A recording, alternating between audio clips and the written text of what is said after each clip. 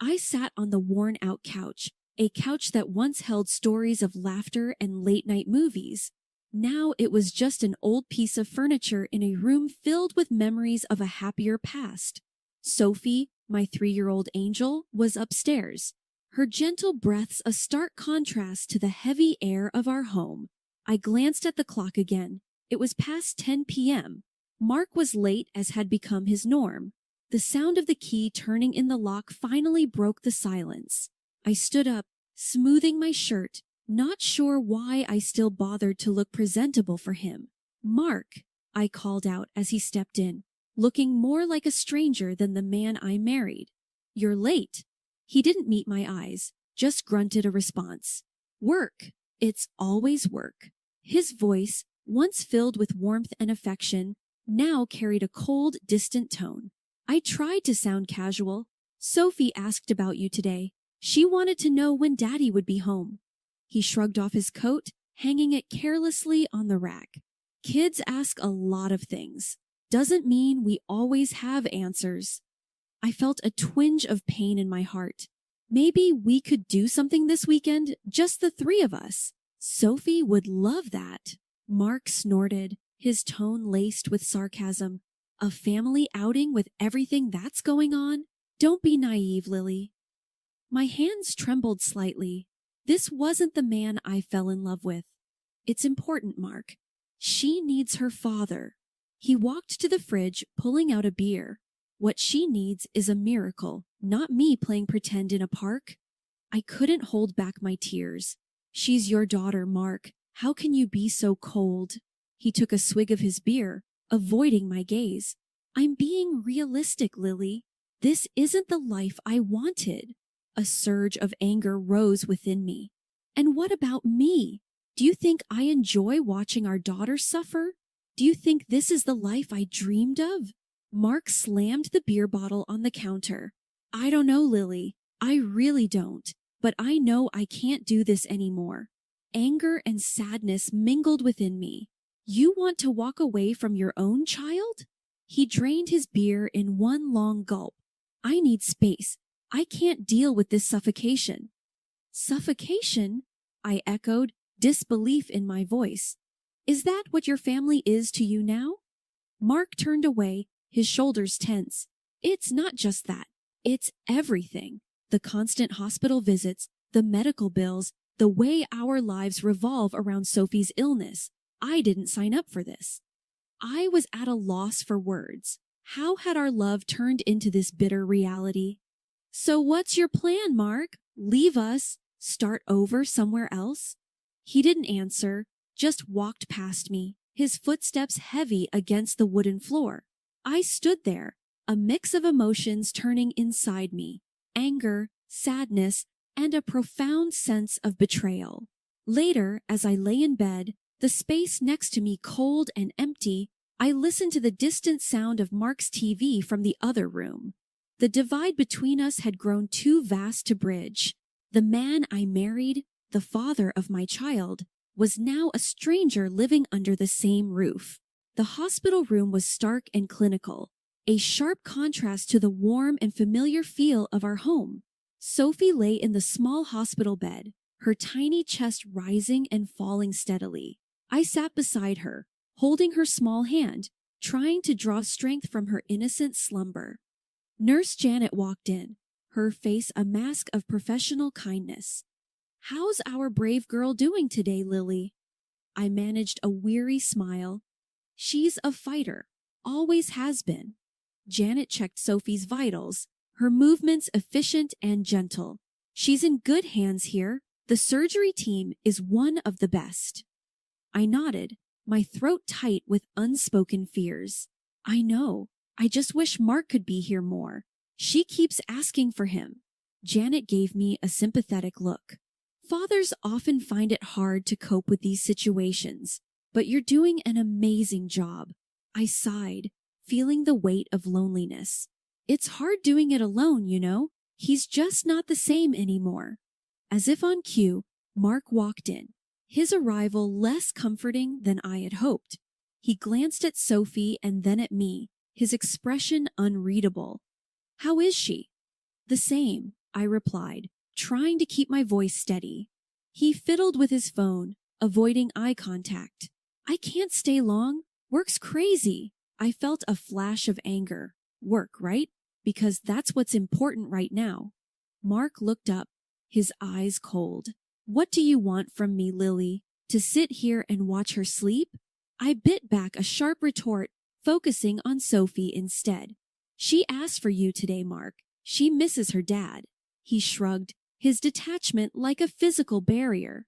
I'm here, aren't I? Before I could respond, Sophie stirred, her little voice weak but clear. Daddy? Mark's face softened momentarily as he moved closer to her. Hey, princess, Daddy's here. Sophie smiled faintly, reaching out for him. Stay with me, Daddy. I watched, a mix of hope and sorrow in my heart, as Mark hesitated, then sat on the edge of the bed. I can't stay long, Sophie. Dad has to work. Her smile faded, a look of understanding far beyond her years in her eyes. It's okay, Daddy. I love you. Mark forced a smile, patting her hand. I love you too, kiddo. As he stood to leave, I felt a surge of resentment. She needs you, Mark. We need you. He paused, his back to us. I'm doing what I can, Lily. But his words rang hollow in the sterile room. I watched him leave, a familiar sense of abandonment settling over me. Sophie's hand gripped mine, her small presence a reminder of the fight ahead of us. The room fell silent again, save for the beeping of the monitors. I leaned closer to Sophie, whispering promises of better days, promises I wasn't sure I could keep. But in that moment, all I had was hope and the unwavering love for my daughter. The silence in the room was broken by a call from my friend Lisa, who worked as a realtor for a local company. I sat in the dimly lit hospital cafeteria, clutching a lukewarm cup of coffee. My mind was a whirlwind of betrayal and shock after Lisa's call. Mark was selling our house, our home. Anger and disbelief swirled within me, fueling a determination I hadn't felt in months. Lisa slid into the seat across from me, her expression a mix of concern and anger. I can't believe he's doing this, Lily, selling your house while you're here with Sophie. I took a deep breath, trying to steady my shaking hands. I need you to delay the sale, Lisa. Buy me some time. Lisa nodded, her eyes hard. I'll do what I can, but we don't have much time. He's pushing for a quick sale. I leaned forward, my voice low and firm. I won't let him get away with this. He thinks he can just steal my house and run off with whoever she is. Lisa reached out her hand, gripping mine. Do you have a plan? A plan. The word echoed in my mind. I had been reactive for too long, letting life and Mark's indifference dictate my days, but not anymore. I'm going to fight back. I'll start by talking to a lawyer. There has to be a way to stop this. Lisa's expression shifted to one of support. Good. You fight this, Lily, and I'm here every step of the way. I nodded, feeling a spark of resolve. And I'll need to gather evidence, proof of his betrayal, the fraud, anything that can help my case. Let's start with the house sale. Lisa suggested, I'll dig up everything I can on the buyer, the deal, anything out of the ordinary. I sipped my coffee, its bitterness mirroring my mood. I can't believe he's doing this to me, to Sophie, after everything we've been through. Lisa's hand tightened around mine. He's a coward, Lily, and he's going to regret underestimating you. I stood up, my resolve strengthening. He's going to pay for this, Lisa. He's going to pay for hurting my daughter, for trying to take away our home. I'll make sure of it. Lisa stood with me, her eyes fierce. Let's do this, Lily. Let's show him he picked the wrong woman to mess with. Hidden from view, I stood just outside the realtor's office, my heart racing. Through the slightly ajar door, I could hear the voices inside. Mark was there, his tone smooth and confident as he spoke to the potential buyers. And she was there too, his mistress, her laughter tinkling like a bell, completely oblivious to the storm she was a part of. I watched as Mark handed over a stack of papers to the buyers, his charm on full display. the same charm that had once swept me off my feet. "This is a fantastic opportunity," he was saying. "A beautiful house, great location. You're getting a steal." The buyers, a middle-aged couple, nodded, their expressions a mix of eagerness and caution. The wife leafed through the documents, her husband leaning over to look. "It all seems in order," she murmured. Mark's mistress, a young woman with bright red lipstick, laughed and leaned closer to Mark. "Told you it would be easy," she whispered, loud enough for me to hear. I felt a surge of anger, but I forced myself to stay put, to observe. This was about gathering evidence, understanding the depth of Mark's deceit. The husband looked up, a question in his eyes. "And the current owner? She's agreed to all this?" Mark's response was swift, a lie so smooth it sounded like truth. "Absolutely. She's moved on, wants to sell the place quickly." I clenched my fists, my nails digging into my palms. How could he lie so blatantly? The audacity of it made my blood boil. Lisa, who was playing her part in my game, intervened. "We can proceed with the sale as soon as you're ready." The couple exchanged a look, then nodded. "We're ready. This is a deal we don't want to miss." I watched as they began to sign the papers, the finality of each stroke like a dagger in my heart. But I needed to stay focused. This was not the time for emotions. It was the time for action. Mark's laughter brought me back to the moment. He was toasting with the buyers, his mistress clinging to his arm. "To new beginnings," he said, raising his glass. I stepped into the room, my gaze fixed on Mark. "Enjoying yourself, Mark?" Everyone turned, shock and confusion on their faces. Mark's smile faltered. "Lily, what are you doing here?" I walked up to them, my steps firm. "I'm here to stop you from making the biggest mistake of your life, Mark." Mark's mistress scoffed, rolling her eyes. "What are you talking about? The deal is done." I smiled, but it was cold, devoid of any warmth. "Is it now? Because I don't remember signing off on selling my house." The buyers looked uncomfortable, exchanging glances. "We were told everything was in order," the husband said, his voice uncertain. Mark stepped forward, trying to assert control. "Lily, you're confused. This is for the best." I shook my head. "No, Mark. The only confusion here is yours if you think you can forge my signature and get away with it." The room went silent. Mark's face turned a shade paler. "You can't prove anything," he blurted out. I pulled out a set of documents from my bag. "Actually, I can, and I have. These are the real papers. The ones you have are forgeries." Mark's mistress tugged at his arm. "Mark, what's she talking about? Tell me this isn't true." But Mark was speechless, his usual confidence shattered. That's when the door opened and two police officers walked in. One of the officers looked directly at Mark. "Mark Johnson, you're under arrest for fraud and forgery." Mark's face drained of color. He looked at me, his eyes filled with disbelief. "You called the cops?" He met his gaze, my voice steady. "Yes, I did.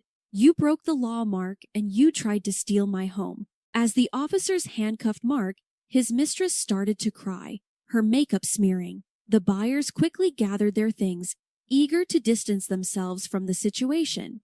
One of the officers turned to me. "We'll need your statement, ma'am." I nodded, feeling a sense of justice. "Of course, officer." As they led Mark away, he looked back at me, his expression a mix of anger and regret. But I felt no sympathy. He had made his choice, and now he was facing the consequences. Lisa smiled at me, nodding her head approvingly. I smiled back and left the office, a weight lifted off my shoulders. I had stood up for myself and Sophie. I had fought back, and this was just the beginning. After Mark's arrest, I found myself in the lawyer's office. The walls were lined with law books, and the air was heavy with the scent of leather. My lawyer, Mr. Thompson, was a no-nonsense man in his 50s, his face etched with lines of experience. He glanced at the file in front of him. "Lily, Your husband's actions have opened up a big can of worms. The fraud charge is serious. I sat across from him, my hands clasped tightly in my lap. I know, Mr. Thompson, but I couldn't let him get away with it. Not after everything. Mr. Thompson nodded, understanding in his eyes. I respect that. Now, about the divorce and custody battle, you're in a strong position, but it won't be easy. I leaned forward. I'm ready for it. I have to do this for Sophie. She deserves a stable home. The lawyer shuffled some papers. What about alimony and child support? Given Mark's incarceration, it's going to be complicated. I sighed, a mix of determination and sadness in my voice. I want what's fair for Sophie. She's my priority. As for Mark, he made his choices. Mr. Thompson looked at me, his expression serious. You're a strong woman, Lily. We'll fight for what's right for you and your daughter. As I left the office, my phone rang. It was Mark. I had hesitated but answered. What do you want, Mark? His voice came through, laced with desperation. Lily, please. I messed up, I know that. But don't take Sophie away from me. I stopped in my tracks, anger rising. You thought about Sophie when you tried to sell our house? When you spent your days with that woman? He was silent for a moment. I lost my way, but I'm her father, Lily. I love her. I clenched my phone tighter. Love isn't just words, Mark. It's actions. You failed us both. Mark's voice cracked. I'll do anything to make it right. Please, Lily. I shook my head even though he couldn't see me. It's too late for that. You'll see Sophie, but only under supervised visits. That's non-negotiable. There was a pause, then a soft, defeated sigh from Mark. Okay, I understand. The days were a whirlwind. I spent most of my time with Sophie, ensuring she felt loved and secure amidst the chaos. Her laughter was a balm to my wounded heart. One afternoon, while Sophie napped, I received a call from my sister, Laura. Hey, Lily, how are you holding up? Laura's voice was always a mix of concern and strength. I sighed, staring out the window. It's tough, but I'm getting through it. Laura was silent for a moment. I heard about Mark. I'm so sorry, Lily, but I'm proud of you for standing up to him. I smiled faintly. Thanks, Laura. It's hard, but I have to be strong for Sophie. She needs me now more than ever. Laura's voice softened. And what about you? Who's being strong for Lily? Her question caught me off guard, hard. I had been so focused on Sophie and the legal battle that I hadn't given much thought to myself.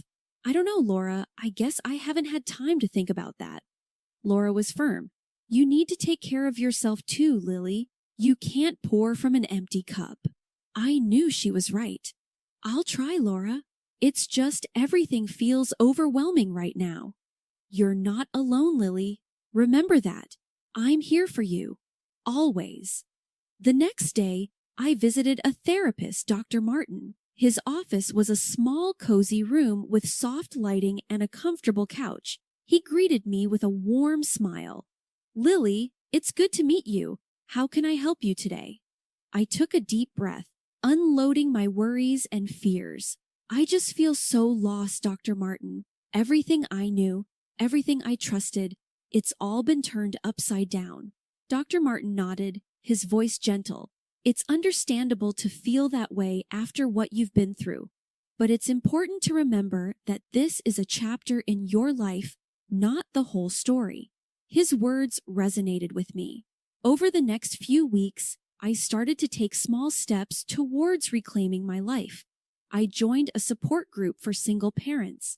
The first meeting was daunting, but as I listened to others share their stories, I realized I wasn't alone.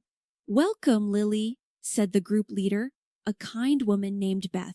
We're here to support each other, to share our struggles and our victories. I shared my story, my voice steady but filled with emotion.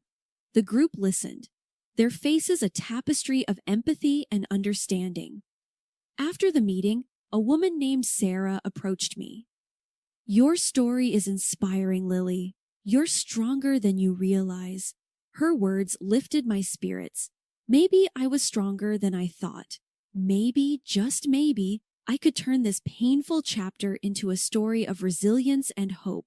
Sitting in my living room, the early morning light filtering through the curtains, I reflected on the tumultuous journey that had led to this moment of tranquility. The divorce papers, now signed and finalized, lay on the coffee table, a testament to my newfound independence. The legal battle had been long and arduous. I had sued Mark for a substantial portion of his property, determined to secure a stable future for Sophie and myself. The court's decision had been in our favor. Mark, now serving a real sentence for his fraudulent activities, had lost much of what he had once held dear. His mistress, caught in the web of deceit, was slapped with a hefty fine payable to me as restitution. I remembered sitting in the courtroom, watching Mark and his mistress turn on each other, each trying to deflect blame. There was no love lost between them, only bitter accusations and desperate attempts to save themselves. Watching them, I felt a sense of satisfaction. They had gotten what they deserved. Their betrayal and greed had led them to this downfall. But amidst the chaos of legal proceedings and emotional upheavals, there was a silver lining. Sophie, my brave little girl, had made a swift recovery after her surgery. Her laughter and energy filled our home with a warmth that had been missing for far too long. As I sipped my morning coffee, I thought about our future. It was a future I had fought hard for, a future that seemed bright and promising. Sophie was my priority, my beacon of hope. Together, we had weathered a storm and emerged stronger.